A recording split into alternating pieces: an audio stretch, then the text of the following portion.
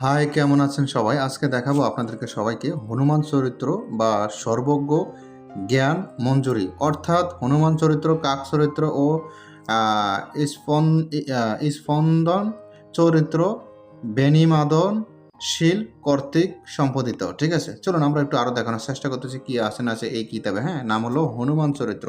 এটাতে বিভিন্ন ধরনের হাজিরা আছে, এক কথা। হ্যাঁ, অনেক ধরনের হাজিরা আছে। এটা হিন্দু, মুসলমান, বৌদ্ধ, খ্রিস্টান সবাই করতে পারবে। এটা কলকাতা। ঠিক আছে, এটা মূল্য ছিল তখন 35 টাকা। মানে যখন এটা প্রকাশ হয়েছে তখন মূল্য ছিল 35 টাকা। এটা অনেক পুরনো, তবে এখন অল্প টাকা নিতে পারেন পিডিএফটা, সমস্যা নেই। ঠিক আছে, আমরা আজকে এক একে সব দেখবো, এই কিতাবে কি আছে না আছে এক একে সব কিছু দেখবো, সব কিছু নিয়ে আলোচনা করবো। ঠিক আছে, সম্পূর্ণ ভিডিওতে। তো চলুন আমরা একটু প্রথম থেকে দেখাই। দাঁড়ান, বিভিন্ন পরীক্ষা আছে, আপনি যেই পরীক্ষাগুলো আছে মানে বলার বাইরে। ঠিক আছে, সব হাজিরা কি কি হাজিরা দেখেন আমি বলি। হনুমান চরিত্র পরিমাণ, হ্যাঁ, চক্রস্য প্রমাণ, তারপর আছেন গমন পরীক্ষা চক্র, মানে আপনি কোথায় যাবেন, আপনার ওখানে কি যাওয়াটাও ভালো হবে না খারাপ হবে সেটা হাজিরা দেখতে পারবেন। তারপর কি আগমন পরীক্ষা, মানে কেউ আসতেছে, এটা কি ভালো সংবাদ নিয়ে আসছে না খারাপ সংবাদ, সেটাও একটা পরীক্ষা। কৃষিকর্ম পরীক্ষা, মানে আপনি চাষবাস করবেন। আমি এগুলো বুঝে বলতে গেলে অনেক বড়, অনেক কথা হয়ে যায়, তারপর বলি একটু শুনবেন। হ্যাঁ, কৃষি মানে চাষবাস করবেন। এবার আপনারা চাষবাস করলে আপনারা কি চাষবাসে আয় উন্নতি ভালো হবে নাকি খারাপ হবে, কৃষি ফল নষ্ট হয়ে যাবে নাকি উন্নত হবে, এই বিষয়। ব্যাপার পরীক্ষা, তারপর গঙ্গা প্রাপ্তি পরীক্ষা, সাহিত্য পরীক্ষা, দেবতার সেবা পরীক্ষা, মৃত্যু পরীক্ষা, মানে মৃত্যু পরীক্ষা বলতে কোনো একটা লোক অনেক দিন ধরে অসুস্থ আছে, আপনি পরীক্ষা করতে পারেন লোকটা কি বাঁচবে নাকি মরে যাবে কিছু, বা এই ওষুধের প্রভাব বা এই চিকিৎসা করলে কি বাঁচার সম্ভাবনা আছে, এইসব বিষয়গুলো জানতে পারবেন আর কি। ভাষা নিরূপণ পরীক্ষা, মন্ত্রী পরীক্ষা, মন্ত্রী আশা করি বুঝতে পারছেন, আগের কালে যারা রাজা ছিল তাদেরকে বলা হয়েছে আর কি, বা রাজা বা সিনিয়র তাদেরকে পরীক্ষা করার কি। তারপর আসেন ধন চিন্তা পরীক্ষা, মনস্কামনা পরীক্ষা, মনস্কামনা বলতে আপনি মনে কি চাইতেছে বা কোনো একটা আশা করতেছেন বা কোনো একটা কাজকর্ম করবেন, আপনি আশা নিয়ে বসেন যে আমার এই কাজটা সফল করুন যেমনি হোক, তো ওইটা আপনি হবে নাকি হবে এটাতে পরীক্ষা করতে পারবেন। রোগ পরীক্ষা, মানে আপনার কোনো রোগ আছে কিনা, কোনো কী কী সমস্যা আছে ওগুলো পরীক্ষা করতে পারবেন। রোজগার পরীক্ষা, হ্যাঁ, বাদ পরীক্ষা, বিবাদ পরীক্ষা, সঙ্গ পরীক্ষা, সঙ্গ বলতে আপনি কারোর সঙ্গে যাবেন, কোথায় যাবেন, একটা বন্ধুর সাথে বা কোথায় ঘুরতে যাবেন, তো আপনি লোকটার সাথে গেলে কি ভালো হবে না খারাপ হবে, লোকটা কি ভালো না খারাপ, এগুলো পরীক্ষা করার কি। যুদ্ধ পরীক্ষা, যুদ্ধ বলতে আপনি কারোর সাথে লড়াই করতেছেন বা কোনো একটা কেস মামলা ফাঁসে গেছেন বা কারোর সাথে কিছু নিয়ে আপনি প্রতিযোগিতা করতেছেন, আপনি হারবেন নাকি জিতবেন এই বিষয়।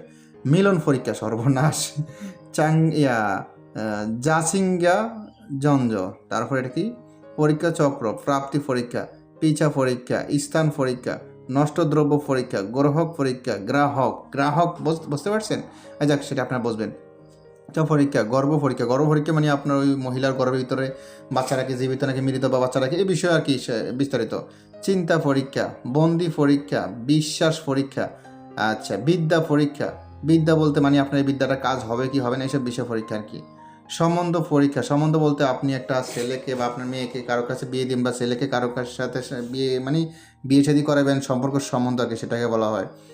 দ্রুত পরীক্ষা, রাজ্য পরীক্ষা, সন্তান পরীক্ষা, সঞ্চয় পরীক্ষা, বিবাহ পরীক্ষা, বিক্রয় পরীক্ষা, প্রণয় পরীক্ষা, কৌশল পরীক্ষা, গোরক্ষ কতনম।